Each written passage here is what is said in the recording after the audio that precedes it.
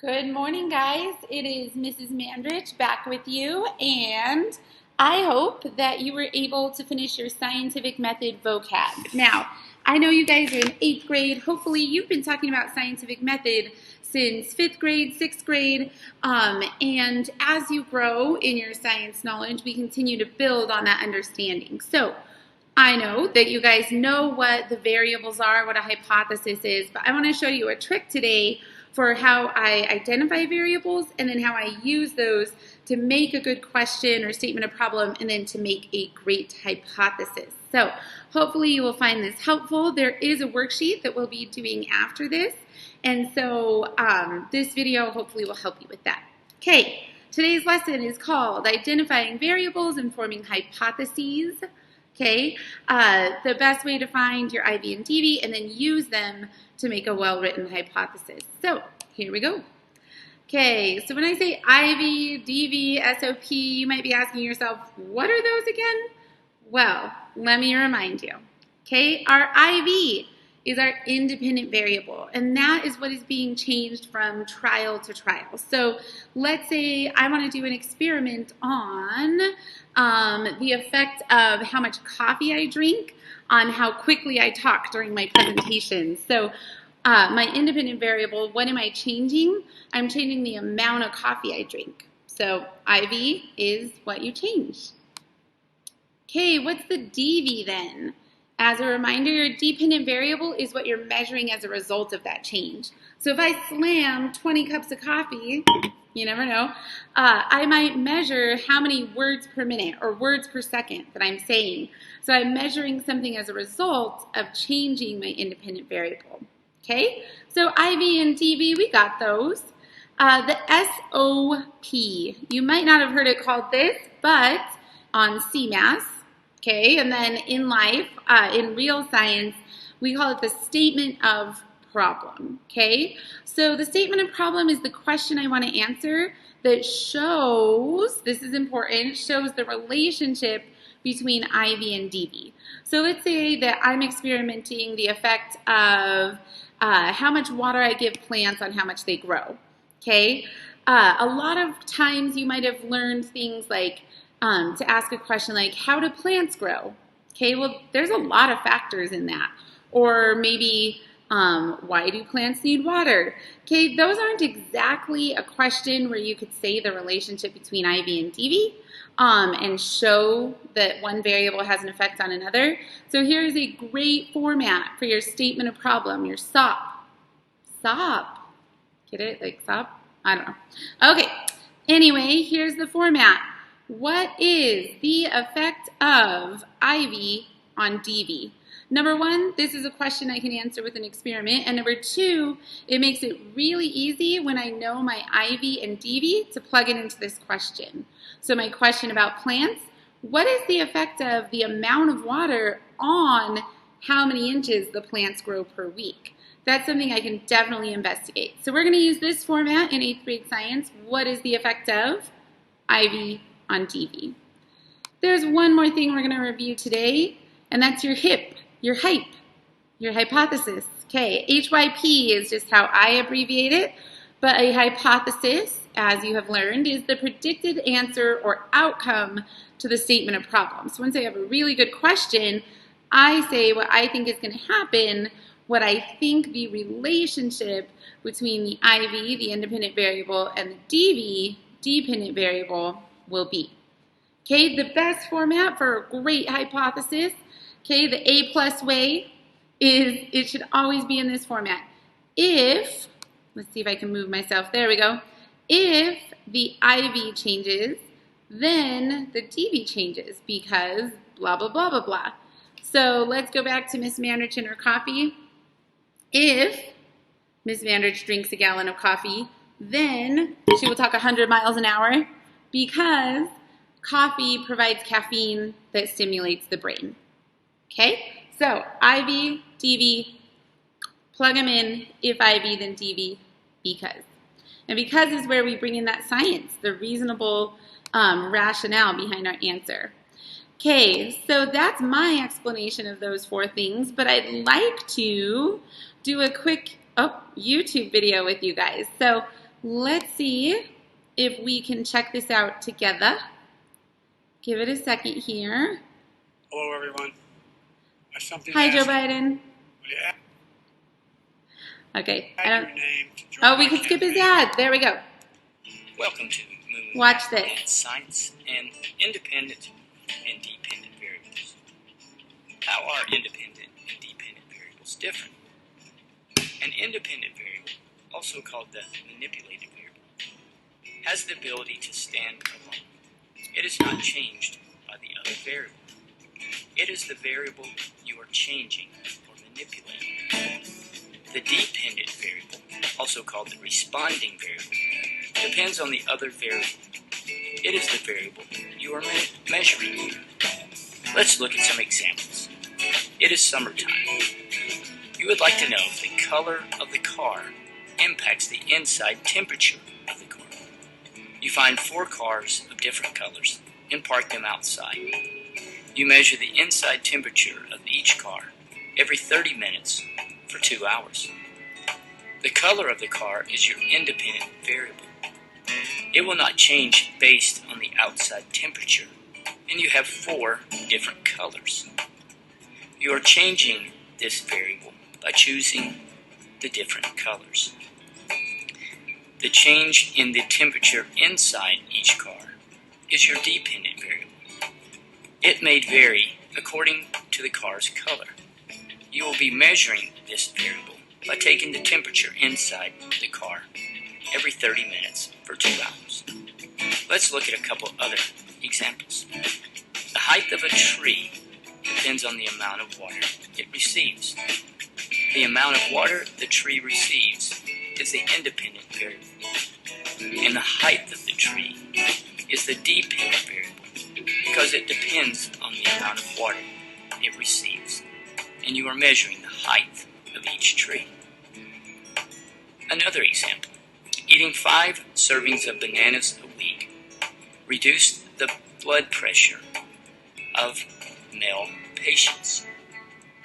The number of bananas the men eat each week is your independent variable because it will change. And the blood pressure is the dependent variable, and it is what you are measuring. When graphing the independent... All right, I'm going to stop him there so that we can move on with our lesson. But this YouTube video and all my YouTube videos are in a playlist called Science Videos, and you can access that through my Bitmoji Classroom. There's a button that says YouTube. All right, moving on. Let's go back and finish our presentation here. So let's try this. Okay, first we're going to identify the IV and the DV. Then we're just going to plug them in to that format for the statement of problem and the hypothesis. It'll be fun, I promise. Okay, here we go. So here's an experiment for you. The color of light may affect plant growth. So we want to know, do plants grow better in blue light, red light, green light, natural sunlight? We want to figure that out. So can the color of light affect plant growth? Well, which factor is affecting the other, and which one am I changing from trial to trial? Because that's going to be my independent variable. So what's changing here? The color of light. Okay, so my IV, color of light. Okay, dependent variable. What am I going to measure as a result of changing the color of light? Well, in this case, I'm going to measure the plant growth.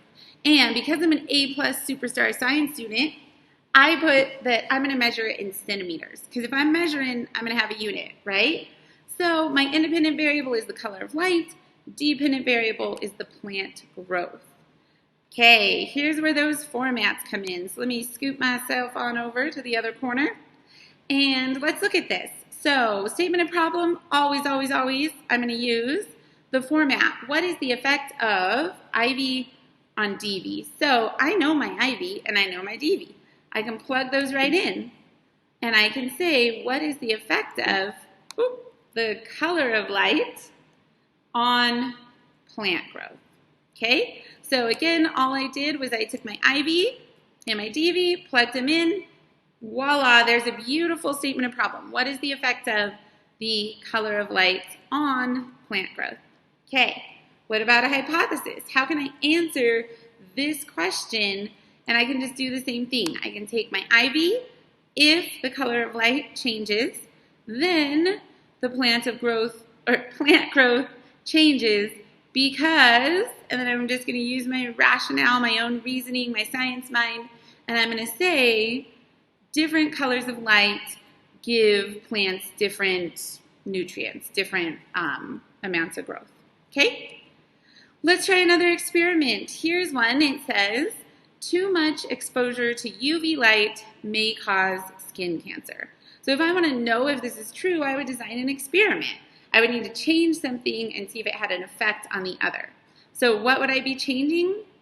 Aha, you are right. I would change the UV light, how much they are exposed to UV light. And what would I measure as a result? I would measure their risk of skin cancer, IVDV. So let's plug those in. Statement of problem is always, always, always, what is the effect of IV on DV? My IV is UV light exposure. My DV is the risk of skin cancer. So I just plugged those right in, and now I have this beautiful question, this beautiful problem that I can answer. What is the effect of UV light exposure on the risk of skin cancer? And that's a really important question to ask, right? We want to know how we can prevent skin cancer. Let's check out if UV light, changing UV light, has an effect on your risk. So hypothesis, same thing. If my IV changes, and you don't have to put IV, by the way, but if UV light exposure changes, then the risk of skin cancer changes because you could say something like, because UV light has been shown to affect skin cells. Okay. Uno más. Let's do one more. Here's an experiment. It says global warming may be affected by the level of greenhouse gases. Now, you might want to just take the first thing you see, global warming, and call that your IV.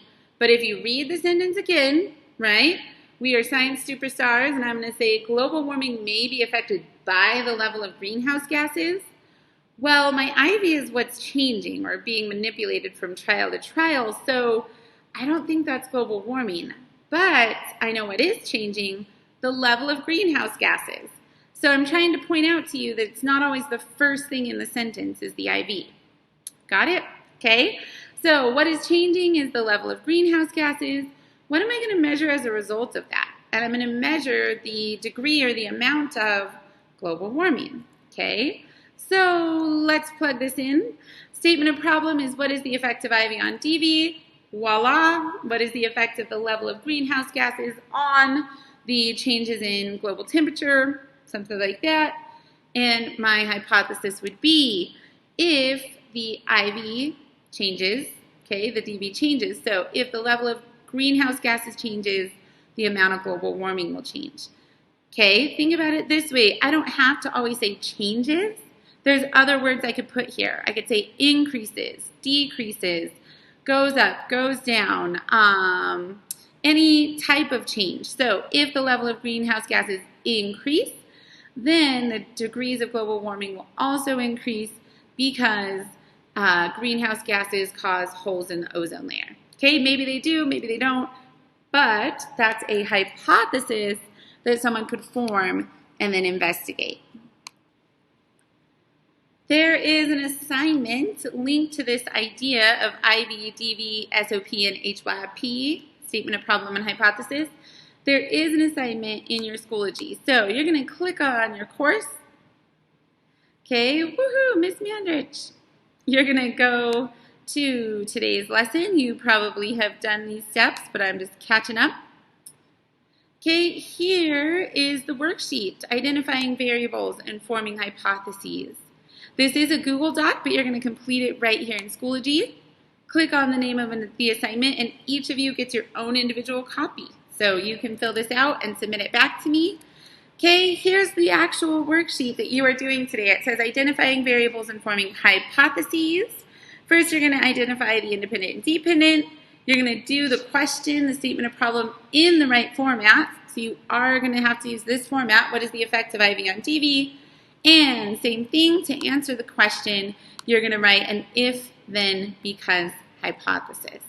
Okay, notice it says you'll have to get creative or make up the because portion of your hypothesis based on what you know.